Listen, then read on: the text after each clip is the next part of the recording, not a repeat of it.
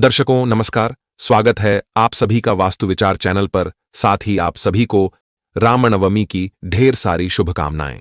रामनवमी के दिन शीघ्र विवाह के लिए ऐसे कई उपाय किए जाते हैं जिससे कि अगर आपकी शादी विवाह में कोई अड़चन आ रही है और आपके घर में अगर किसी की शादी नहीं हो पा रही है, आपके जो ग्रह दशा है उसकी स्थिति अगर आपकी प्रतिकूल है, तो ऐसे में आप शीघ्र शादी के लिए नवरात्रि के 9वें दिन यानी रामनवमी के दिन यह सरल से उपाय जरूर कीजिए जो आपको इस वीडियो में बताए जाएंगे। अगर आप इस उपाय को करते हैं पूरे विश्वास और सच्ची श्रद्धा के साथ, तो आपकी जो शादी है वह शीघ्र हो जाती है। और कभी कभी तो ऐसा भी हो सकता है कि एक ही दिन में शादी के योग बन जाएंगे। दर्शकों, ये जो आपको उपाय बताया जाएगा वह बहुत ही सरल है, चमत्कारी है। आपको अपने घर में ही करना है और इस उपाय को माता पिता भी कर सकते हैं। और घर में जो बच्चे हैं, जो लड़के लड़की हैं जिनकी शादी में विलंब चल रही है, वह स्वयं भी खुद भी अपनी जल्दी शादी के लिए इस उपाय कर सकते हैं। उपाय आप जो भी करेंगे वो आपको पूरे विश्वास और श्रद्धा के साथ करनी है, तभी आपको इसका रिजल्ट देखने को मिलेगा, उसमें सफलता मिलेगी। दर्शकों, इस उपाय को बहुत से लोगों ने किया भी है और बहुत से लोगों की मनोकामना पूरी हुई है। दर्शकों, ज्योतिष शास्त्र में ऐसे कई उपाय बताए गए हैं जिसको करने से आपकी जो विवाह संबंधी जो भी परेशानी है, जो भी शादी विवाह में अड़चनें आ रही है, वो दूर हो जाती है। तो चलिए, आज आपको इस वीडियो में ऐसा ही सरल सा उपाय बताया जाएगा जो आपको रामनवमी यानी 6 अप्रैल रविवार को करना है। आप सबको बता दें कि इस बार की जो रामनवमी है वो बेहद ही शुभ फलदायी है। इसमें रवि योग और सर्वार्थ सिद्ध योग जैसे कई योग भी बन रहे हैं और ये सभी योगों का एक साथ आना अपने आप में बेहद ही पावरफुल माना गया है। दर्शकों, आजकल विवाह संबंधी परेशानी अधिकतर सभी के घरों में है। कई घरों में जो बच्चे हैं वो 25 साल से ऊपर हो जाते हैं, 30 साल से ऊपर के हो जाते हैं और शादी जो है वह नहीं हो पाती। किसी न किसी कारण से विवाह में विलंब चलती रहती है, अड़चनें आती रहती है। ऐसे में बच्चे तो चिंतित रहते ही हैं, लेकिन उससे कहीं ज्यादा बच्चे के माता पिता रहते हैं। तो अगर आपके साथ भी ऐसी ही सिचुएशन बनी हुई है, विवाह में अड़चनें आ रही है, तो आप यह वाला उपाय जरूर से करें। इसमें आपको सफलता जरूर मिलेगी। तो उपाय बताऊं इससे पहले आपसे निवेदन करना चाहूंगा, यदि आप चैनल पर नए हैं और अभी तक आपने इस चैनल को सब्सक्राइब नहीं किया है, तो अभी इस चैनल को सब्सक्राइब कर लीजिए। साथ ही वीडियो को ज्यादा से ज्यादा लोगों तक शेयर कीजिए ताकि औरों को भी उपाय का लाभ मिल सके। तो दर्शकों, ध्यान से सुन लीजिए, 6 अप्रैल रविवार यानी रामनवमी के दिन ये उपाय आपको करना है और ये उपाय आप सुबह के समय कर दीजिए तो ज्यादा अच्छा रहेगा। वैसे तो शाम को भी कर सकते हो, कोई दिक्कत वाली बात नहीं है, लेकिन सुबह के समय यदि करोगे तो इसका जो रिजल्ट है और भी अधिक देखने को मिलेगा, जल्द देखने को मिलेगा। तो उपाय को करना कैसे है? आपको नहा लेना होगा। नहा धो के फ्रेश होकर साफ सुथरे धुले हुए वस्त्र आपको पहन लेने हैं। आप कोशिश कीजिए इस दिन पीले रंग के वस्त्र पहन लें और आपके घर का जो पूजा मंदिर है वहां पर आपको बैठ जाना है।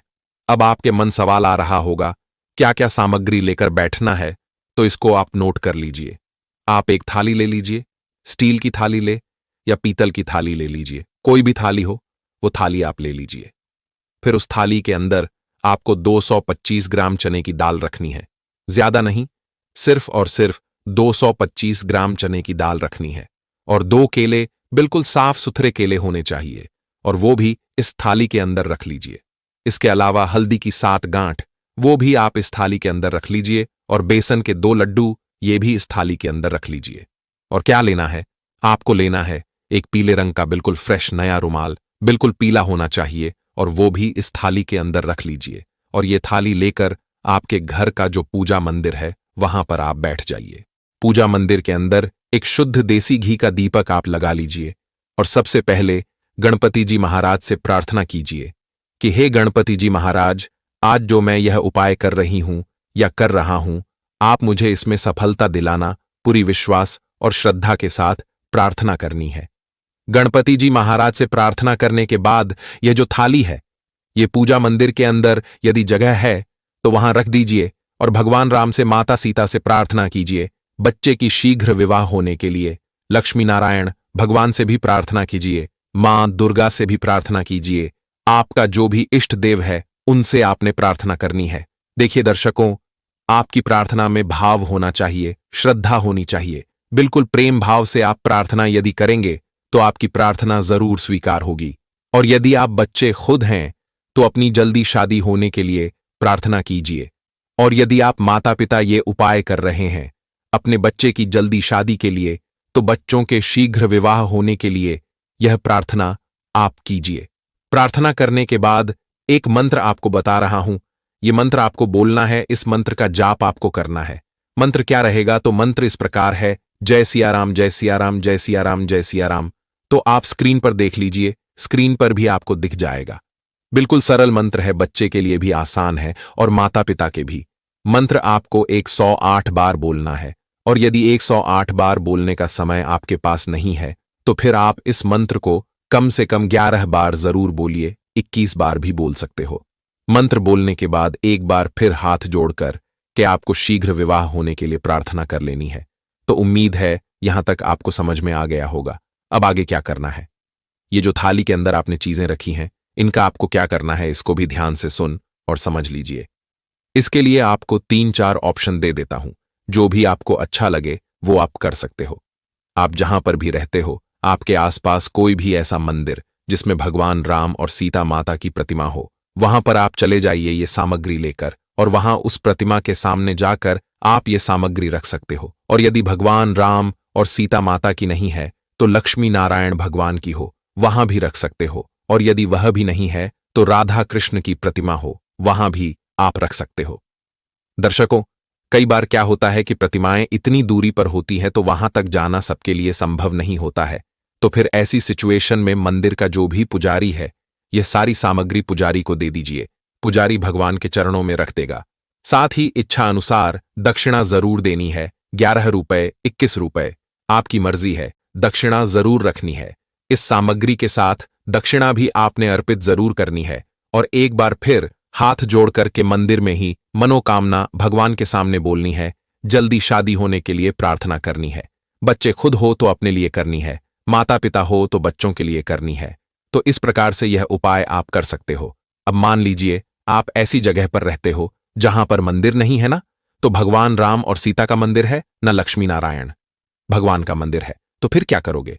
तो ऐसी सिचुएशन में आपके आसपास कोई भी बहता हुआ पानी हो, नदी नहर कोई भी बहता हुआ पानी हो, उस बहते हुए पानी में भी आप अपनी मनोकामना बोलते हुए ये चीजें जल प्रवाह कर सकते हो। तो इस प्रकार से ये उपाय आपको करना है। बड़ा ही अद्भुत योग बन रहा है। एक ही दिन में सर्वार्थ सिद्ध योग, रवि पुष्य योग और साथ में रामनवमी का दिन है, तो अच्छा योग बन रहा है। तो इस अच्छे योग में यह उपाय आप जरूर कीजिएगा, आपकी इच्छा जल्द पूरी होगी। ऐसा करने से बच्चे की शीघ्र विवाह के योग बनने लगते हैं और आपका जो विवाह होता है वो एक मंगलमय विवाह होता है।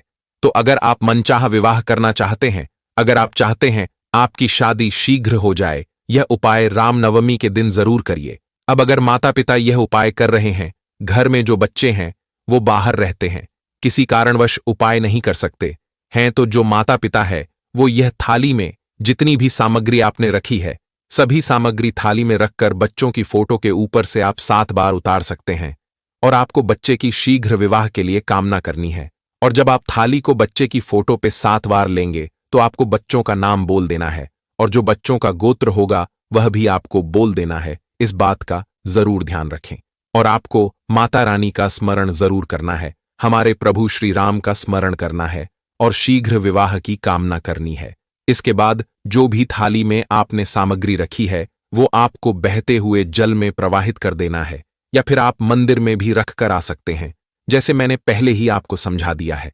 बहुत सरल उपाय है, ये बहुत ही कारगर उपाय है। इसको अगर आप रामनवमी के दिन करते हैं तो आपके शीघ्र विवाह होने के बहुत ज्यादा योग बन जाते हैं। उपाय जरूर कीजिएगा, इसमें आपको सफलता जरूर मिलेगा। दर्शकों, आज के इस वीडियो में बस इतना ही। कल फिर मिलता हूं नए वीडियो नए उपाय के साथ। धन्यवाद।